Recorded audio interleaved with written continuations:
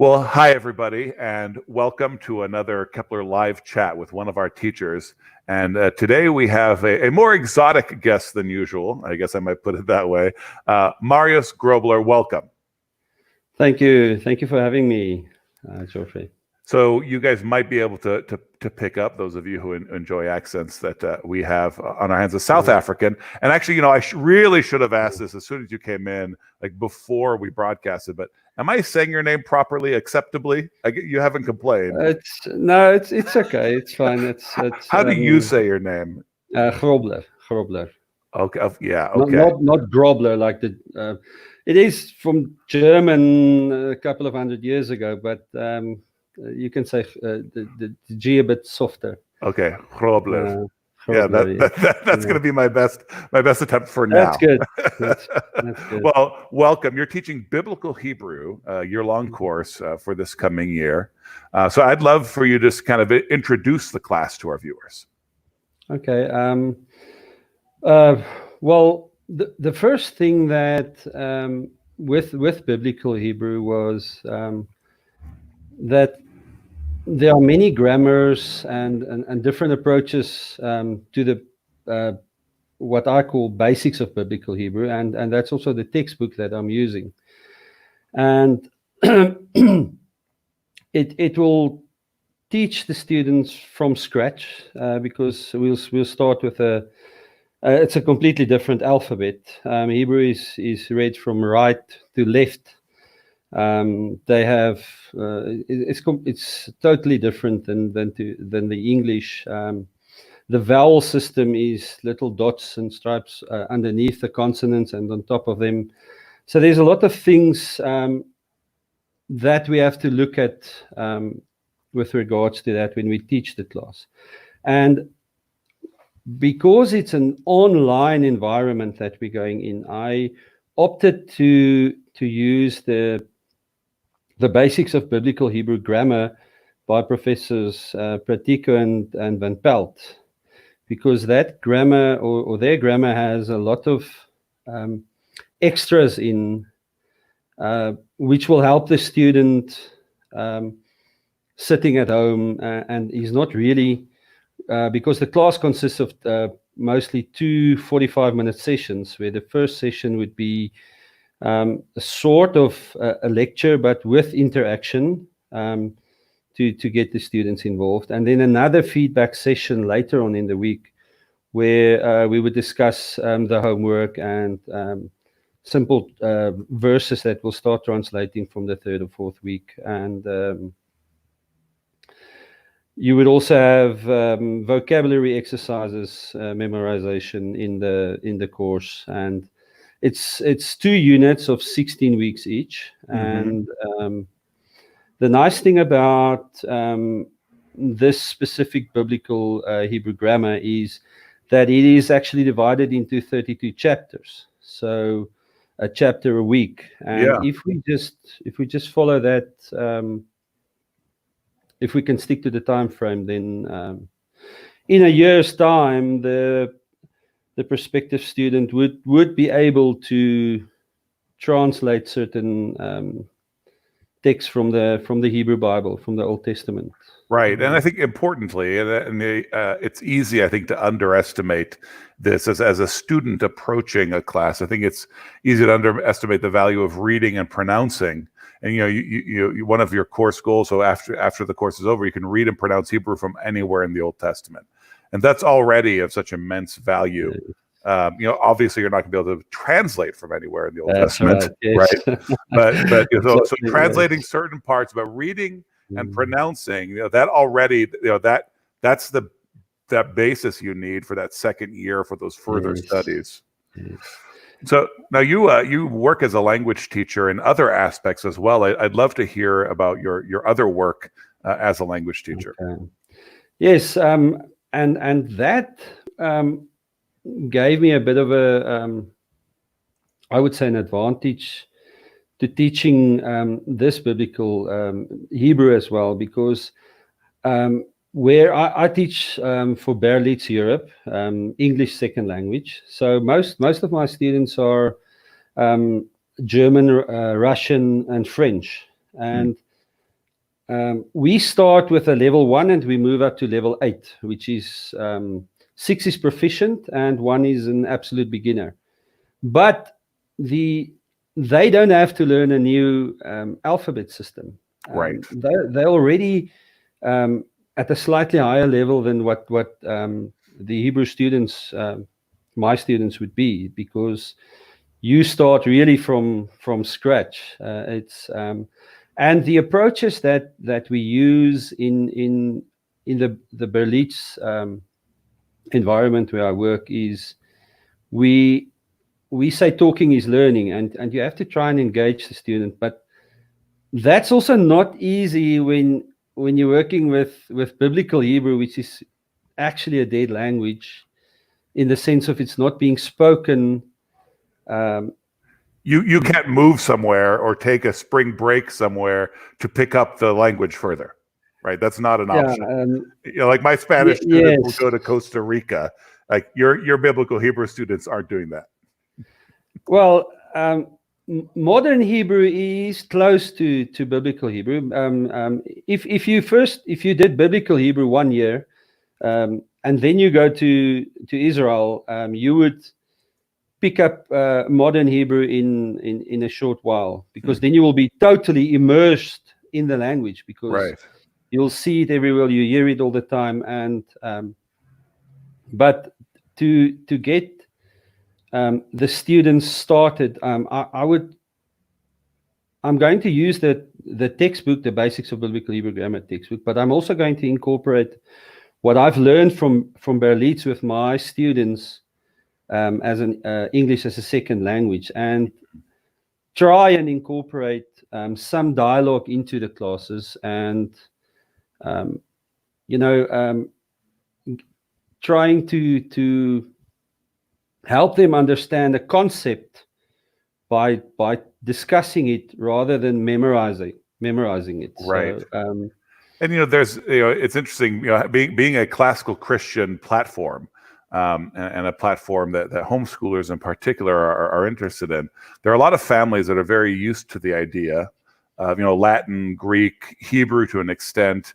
And when they look at Greek, they think, okay, well, the orthography, the writing alphabet is different, but we can go ahead and tackle that.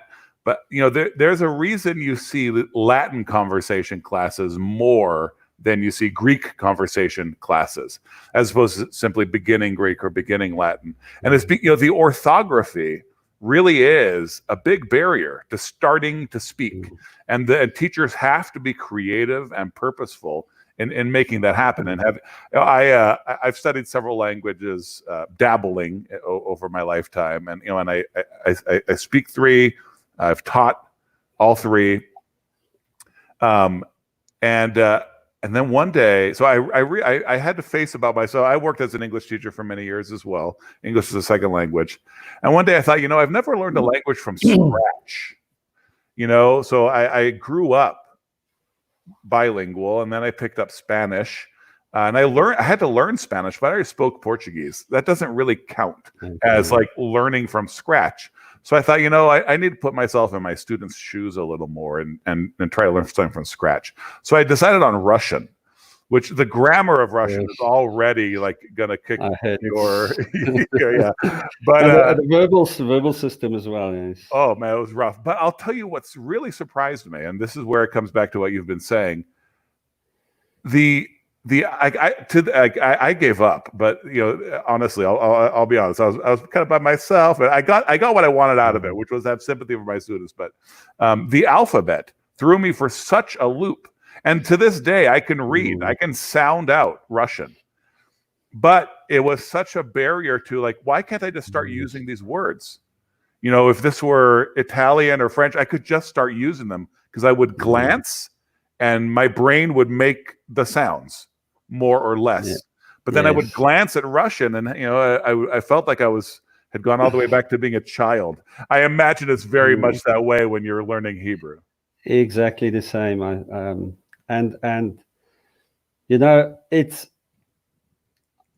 I would say that's maybe why a lot of students or people don't want to learn Hebrew, because they would say, well, what's the purpose? Why should I do this? And I would say that Jesus was Jewish. He most probably spoke Hebrew and Aramaic, and there was a reason why God chose the Hebrew language to give us the Old Testament in.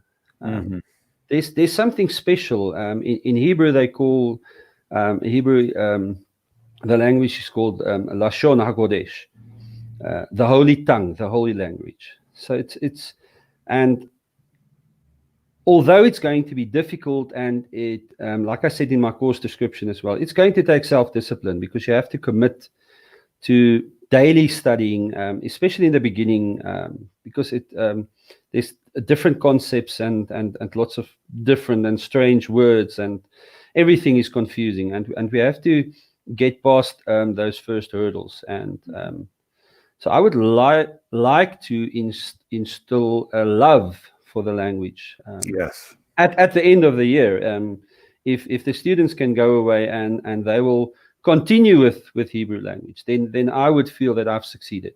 Yes, actually, that would be a great measure of success. So Daniel Fukushon has also experienced that barrier you run into when you are face a new alphabet, right? A new writing system. Yes. But as he says, it was all the more rewarding when he did learn it. So the same, I'm sure, for Hebrew. Now, sorry, and from start, reading out loud, that helps a lot, and we'll do that in class as well. Yes. And from the start, as we learn the alphabet, we'll start forming small words, and just to get the process in your brain started. And doing those sorts of things together with a teacher and with the group of students. My Russian experience was me with textbooks and apps, which is doable, but it's so much less high powered. Exactly right. And so you as the teacher and then the classroom working together, it's such a big advantage. And I think language is one of those things that homeschoolers really need to seriously consider, the value of bringing in a teacher, of bringing in a classroom, and making that a part of their experience. Yes, and the learning curve and the discipline that you learn by doing that, I think will stick for the rest of one's life, because it's going to take dedication and hard work. And if you can do that for 6 months or a year, it will definitely be advantageous. Yeah. So we've talked a little bit about how your language teaching, in other contexts, teaching business English to Russians and Frenchmen, that liveliness of the teaching, you're bringing that into biblical Hebrew. But so it's biblical Hebrew, not ancient Hebrew, not modern Hebrew. Biblical Hebrew. There's a focus on the Bible, and you're also a Bible teacher. So I know it'll probably be to a lesser degree, but how does being a Bible teacher interact with your being a teacher of biblical Hebrew? Well, I studied theology. That's actually where I was introduced to biblical Hebrew. But as a Christian, I love the Bible, and I love everything about the Bible. I studied every book in the Bible, and the Pauline epistles, and it really, I get excited when I open up the Bible. I love reading the Bible. I love exegeting text. I love working from the Bible and helping people to understand it better. Not necessarily my opinion, but what the text says. Because it's easy for us to try and force your own opinion on something, but or the way you perceive the text to be. But my whole approach is, I have this opinion, you can say this, but what does the text say? And that's what I based it on. Yeah, and it's interesting to think how studying biblical Hebrew will open up so much for the student of the Bible. But not only will it open it up, though, it will. I think that it's easier to play those sorts of games you're talking about, where you're trying to impose your own meaning or you're filtering when you're dealing with a translated text. When you're actually confronted with the Hebrew, I imagine that it would be that you have to deal with it in a more direct way, and it's maybe harder to explain some things away. I don't know if that jives with your experience. I'm not a reader of biblical Hebrew. Yes, it does. I would say it complements the Bible teaching, because what you also find of what I've experienced is because of the internet and all the resources that people have available to them, you'd find people, they would say, but I can look up on Logos Bible software, I can look up a Hebrew word and I can tell you what it means. So I'm a Hebrew scholar. But if you haven't studied the language, that's you can actually impose the wrong. You can actually form your own translation that would be totally wrong. In Hebrew, we say context is king. And there are some things that you only learn later on, second and third year in Hebrew, idioms and expressions, and those form part of your translation work. It's not only translating the word into English. That's not all it is. It's much more than that. And so anyone can open up a software and say, okay, why do I have to study Hebrew? Because I've got a software and I can check up the word and I can see what it means. But the one other thing, getting back to the Bible study part of it, is that the amount of time that you'll spend in your first year of studying Hebrew is you'll spend a lot of time in the Word, in the Bible, actually. So you would actually draw near to God, because you are, let's say you spend an hour a day, and you'd spend an hour a day in the Bible, reading and translating and working with this holy language. And I say, if you, the Bible says, if you draw near to God, He'll draw near to you. So it at the end of the day, I think it will be a very good learning curve. Yeah. Well, the drawing near to God thing is interesting. You have a line here in your section about the course. Let's see if I can find it here. The student will be able to utilize the Hebrew acquired during the course in the student's daily devotionals. Now, you're not talking about like during the course, the daily devotionals will involve Hebrew, but you're talking about the effect on the life. Yes, later on, because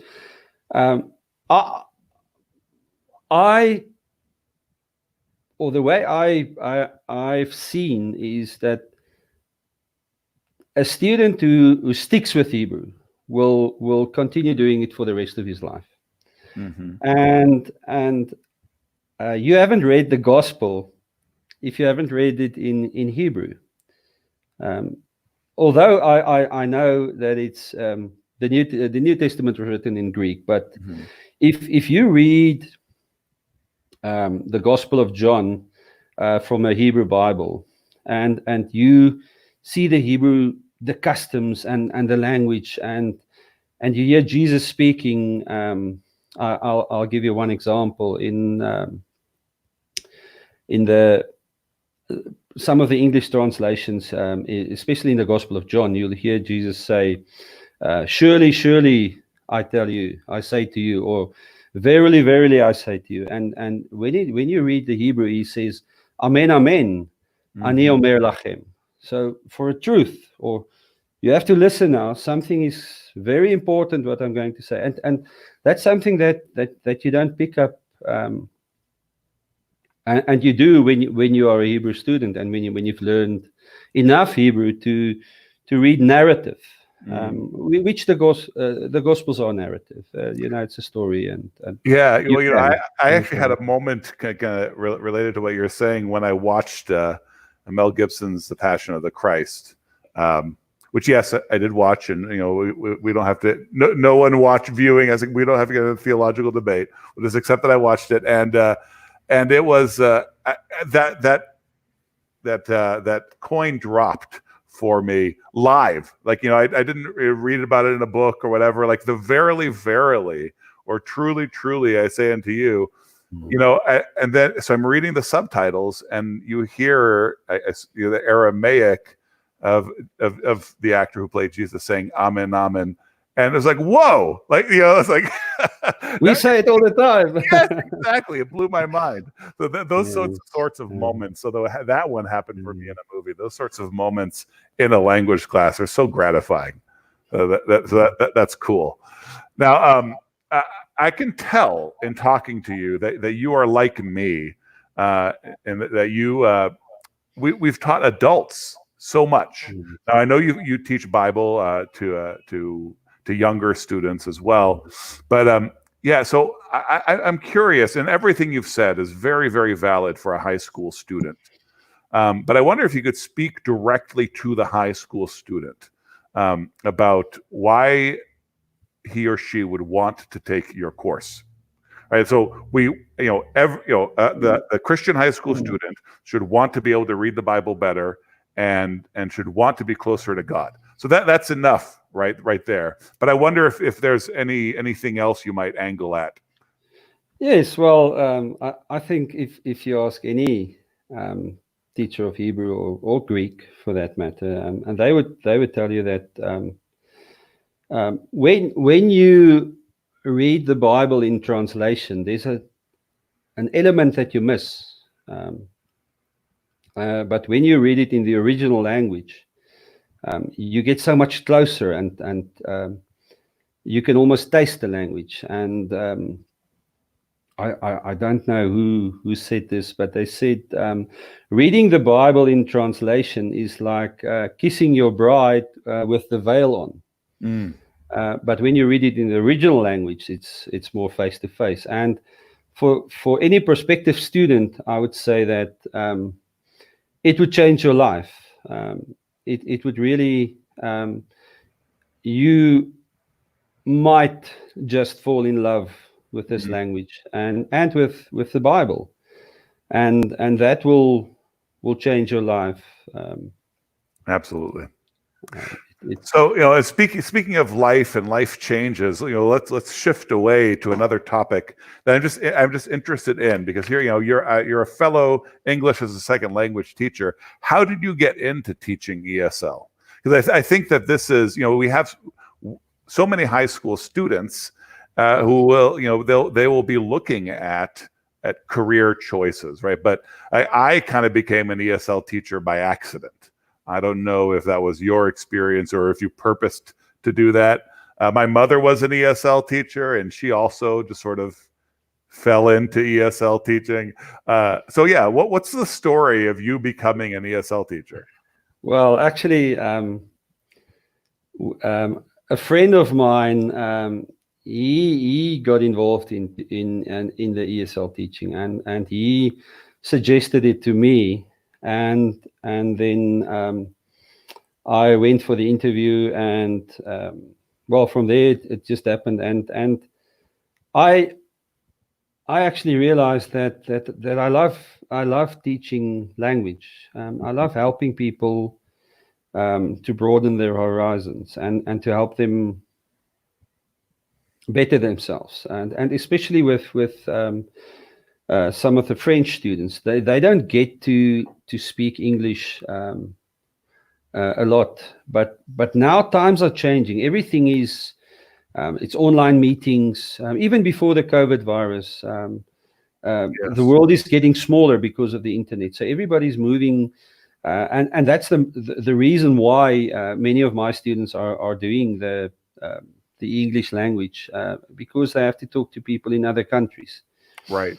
And if I look back, some of my students are from level 1 to level 5 and 6, and if I look at the progress that they've made from the first day and where we are now, and that just